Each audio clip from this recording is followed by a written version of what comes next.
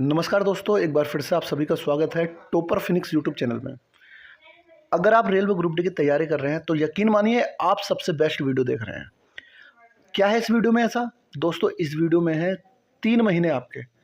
अगर 3 महीने आपने मेरे नाम कर दिया इस वीडियो को देख करके, तो मैं यकीन के साथ कह सकता हूँ कि आपका रेलवे ग्रुप डी में कोई सिलेक्शन रोक नहीं सकता। इतना कॉन्फिडेंस कैसे? तो देखिए, पहले मैं आपको इसमें टॉपिक बताता हूँ और फिर मैं आपको अपने बारे में बताऊंगा कि आखिर इतने कॉन्फिडेंस से मैं ये सारी बातें कैसे कर रहा हूँ। पहले जान लीजिए इस वीडियो में आपको क्या क्या मिलेगा। तो मैं आपको 3 महीने का पूरा स्टडी प्लान बताऊंगा। क्या आपकी स्ट्रेटजी रहेगी, क्या आपका न्यू एग्ज़ाम पैटर्न रहेगा, क्या आपकी फिजिकल क्वालिफिकेशन रहेगी, सब्जेक्ट वाइज आपकी क्या अप्रोच रहेगी। बेस्ट बुक्स आपको बताऊंगा। रेलवे ग्रुप डी के लिए मार्केट में न जाने कितनी सारी बुक्स होंगी, लेकिन जो आज मैं आपको बेस्ट बुक बताऊंगा बस वो कर लेना। इसमें कोई प्रमोशन नहीं है। मैं आपको बता दूं भाई, वीडियो के डिस्क्रिप्शन में कोई ऐसा लिंक नहीं है कि वहाँ से बुक खरीद लो या वो कर लो, नहीं, कोई प्रमोशन नहीं। जो जेन्युइनली सारी चीज़ें हैं वो ही मैं आपको आज बताऊँगा। क्या ऑफलाइन आपको पढ़ना है या ऑनलाइन से काम चल जाएगा। निगेटिव मार्किंग से कैसे बचें हैं? आप सभी को पता है 1/3 की जिसमें निगेटिव मार्किंग है, इससे कैसे बचना है भाई, बहुत ज़रूरी है। मॉक टेस्ट कब देना है और कैसे देना है। अच्छा, इसमें फाइनल एक्सपेक्टेड कट ऑफ कितनी जा सकती है, कितने में हमारा सिलेक्शन होगा। दोस्तों, घबराने की ज़रूरत नहीं है। 3 महीने आप मेरे साथ दो, 3 महीने में मैं गारंटी के साथ बोल रहा हूँ आपका स्कोर 80+ जाएगा। फालतू ज़्यादा नहीं बोलूँगा मैं, लेकिन 80+ जाएगा। चलिए अभी आप बात करते हैं सबसे मेन टॉपिक, 3 महीने की स्ट्रेटजी में न्यू एग्ज़ाम पैटर्न आपका 2026 में क्या रहेगा। देखिए, इसमें दोस्तों मैथ आता है, रीजनिंग आती है, जनरल साइंस आता है और अवेयरनेस रहती है, जनरल अवेयरनेस। 25 क्वेश्चन मैथ के, 30 क्वेश्चन रीजनिंग के, जनरल साइंस के 25 क्वेश्चन और अवेयरनेस के 20 क्वेश्चन। एक क्वेश्चन 1 नंबर का, तो टोटल 100 क्वेश्चन और 100 नंबर के। इसमें क्या है भाई, 90 मिनट का आपका समय मिलेगा। निगेटिव मार्किंग होगी 1/3 की। कैसे बचना है वो मैं अभी आपको बताऊँगा। 10th लेवल का एग्ज़ाम है ये। 10th पास करो, 18 की एज हो गई, इसमें अप्लाई कर दो। तो दोस्तों, ज़्यादा घबराने की ज़रूरत नहीं है। इतना भी ज़्यादा डीपली नहीं जाना आपको कि आप बहुत हाई लेवल से पढ़ो, नहीं यार। इसमें बेस्ट होती है स्ट्रेटजी। क्या स्ट्रेटजी हमें 3 महीने में अपनानी है जो हम इसको एग्ज़ाम को क्वालिफाई कर जाएँ। तो चलिए अभी सबसे मेन बात आती है भाई। इसमें एक बात जो सबसे ज़रूरी है भाई, इसको नोट कर लो। इसमें कुछ पासिंग मार्क्स लाने ज़रूरी होते हैं। जैसे आपने एग्ज़ाम दिया, अगर आप जनरल हो तो आपको 100 में से 40% टोटल आपका आना ज़रूरी है, मतलब 40 नंबर।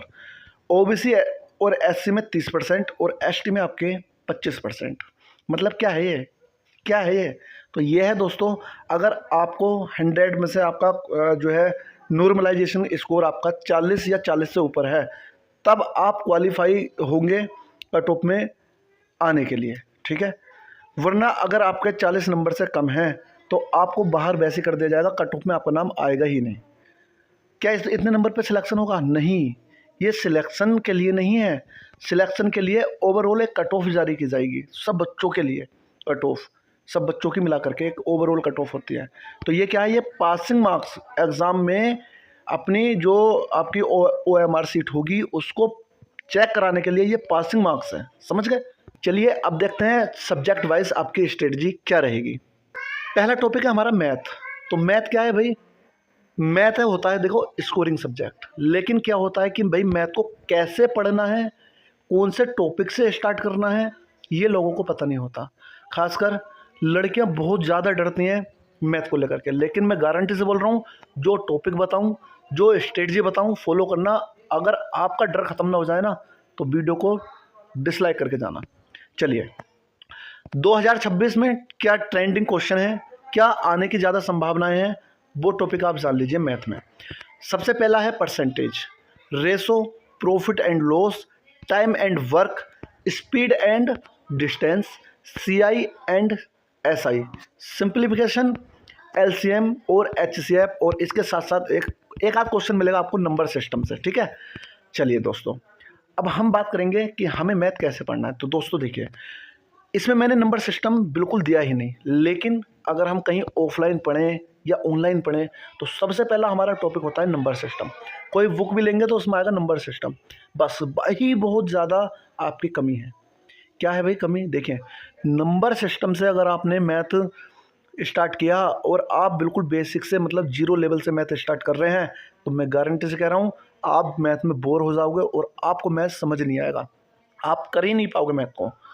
और ये अगर आप मैथ में कहीं ना कहीं परेशान हैं, तो मैं गारंटी से कह रहा हूँ मैथ आपने कहीं ना कहीं नंबर सिस्टम से शुरू किया है। अगर आपने नंबर सिस्टम से किया है तो आपने बहुत बड़ी गलती करी है।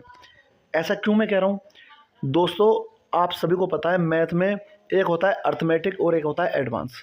अर्थमेटिक जो होता है ना, अर्थमेटिक में सबसे ज़्यादा मेन होता है परसेंटेज। अर्थमेटिक की ये जान है परसेंटेज।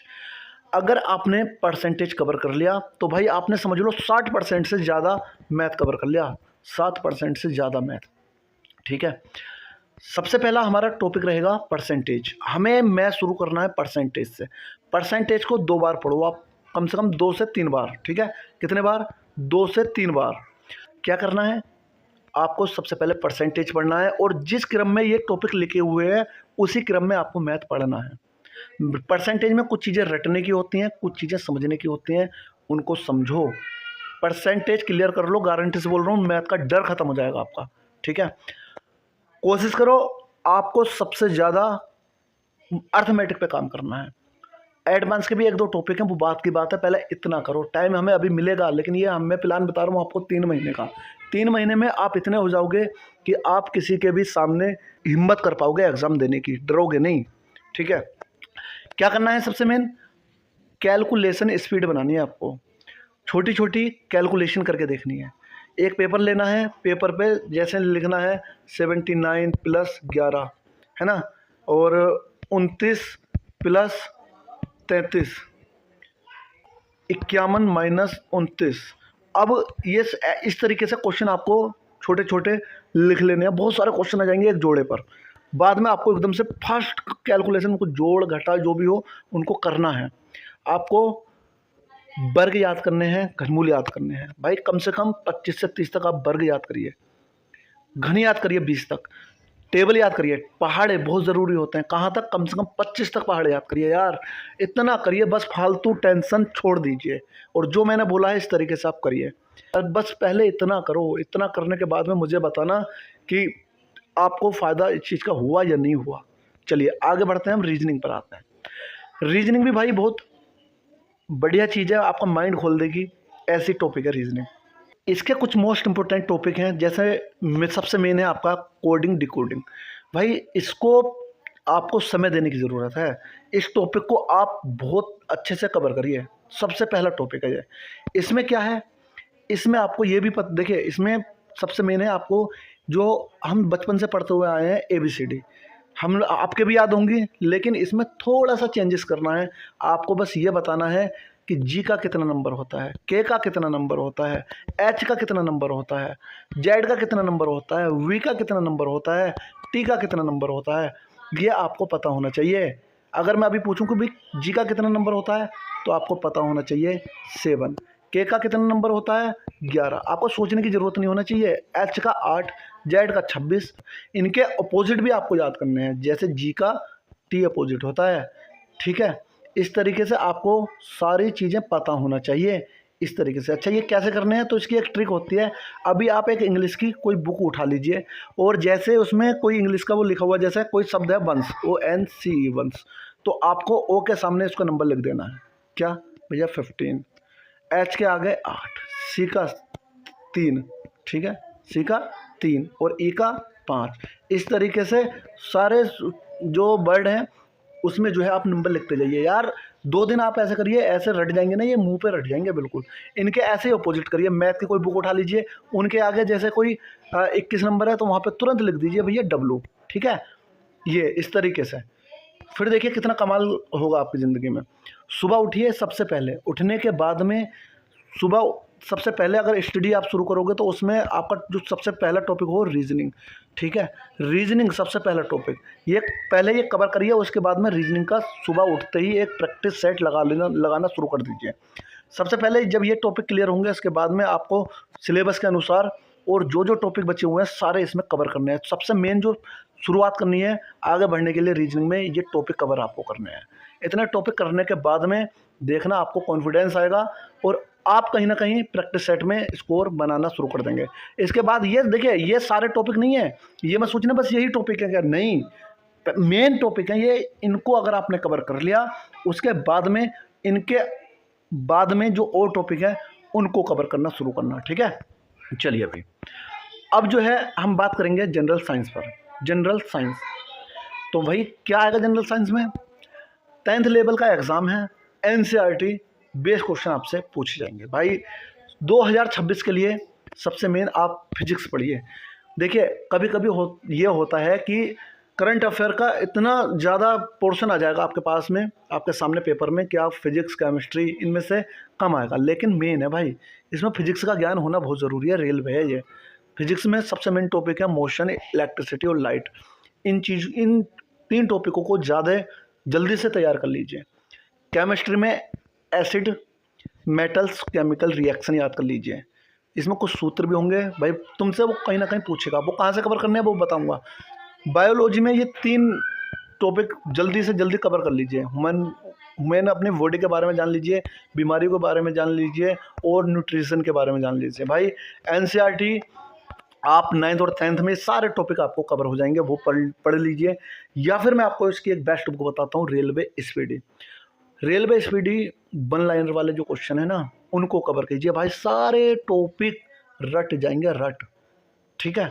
चलिए बुक्स में आगे भी आपको बताऊंगा। अब आते हैं अवेयरनेस पर, ठीक है भाई। ये इग्नोर करने वाला सेक्शन नहीं है, अगर आपने इग्नोर करा तो कहीं ना कहीं आप ख़त्म हो जाओगे, ख़त्म, ठीक है। बहुत दूर चले जाओगे पेपर से, कहीं ना कहीं लास्ट 6 से 8 मंथ का कम से कम आपको करंट अफेयर तैयार करना है। आपको करंट अफेयर आज से ही सुबह को एक क्लास लेनी शुरू कर दीजिए, 10-12 क्वेश्चन होते हैं भाई, उसको पढ़िए। रेलवे का बजट आपको पता होना चाहिए और प्रोजेक्ट्स, क्या क्या प्रोजेक्ट्स इस समय चल रहे हैं वो पता होना चाहिए। भाई स्पोर्ट्स में क्या चल रहा है, स्पोर्ट्स में सिर्फ क्रिकेट नहीं आता, सारे स्पोर्ट्स आपसे पूछे जाएंगे। गवर्नमेंट स्कीम्स क्या चल रही हैं, और आपको भाई स्टैटिक्स, जीके, रिवर से भी क्वेश्चन मिलेगा, स्टेट से भी और कैपिटल से, इनसे सबसे क्वेश्चन आपको मिलेगा। इन सब के लिए बेस्ट 1 लाइनर भी आप पढ़ सकते हैं, उसमें सारी चीज़ें ये कवर हो जाएंगी भाई, ठीक है। और ये तो भाई करंट अफेयर के टॉपिक है, तो ये तो सारी चीज़ें पता होना चाहिए। चलिए अब बात करते हैं रेलवे ग्रुप डी के लिए बेस्ट बुक कौन कौन सी हैं। तो मैथ के लिए मैं आपको 3 बुक्स बताऊंगा, लेकिन 3 में से आपको तीनों नहीं लेनी यार। अब आपको अपने आप को देखना है कि आप किस लेवल पे हैं, उसी के अनुसार इन तीनों में से बुक आप चूज़ करना। देखिए सबसे बेस्ट बुक है राजेश वर्मा की, लेकिन इसमें क्या है, इसमें आपको कॉन्सेप्ट अगर आपके क्लियर नहीं है तो कॉन्सेप्ट क्लियर करके बताएंगे, और इसमें प्रैक्टिस सेट भी है दोनों, ठीक है। ऑब्जेक्टिव अर्थमेटिक है ये, फास्ट ट्रैक ऑब्जेक्टिव अर्थमेटिक। दूसरा आपके पास ऑप्शन है, अगर आप बेसिक से एडवांस तक क्लियर करना चाहते हैं तो RS अग्रवाल की आप बुक ले लीजिए। अगर आप PYQ देना चाहते हैं, देखिए भाई बहुत बच्चे ऐसे होंगे आप में से जिनका मैथ क्लियर होगा, भाई PYQ देना चाहते हैं, PYQ की किरण पब्लिकेशन की बुक ले लीजिए, ग्रुप डी के। इसमें सारे प्रीवियस ईयर क्वेश्चन मिलेंगे और सारे PYQ उसमें कवर हो जाएंगे आपके।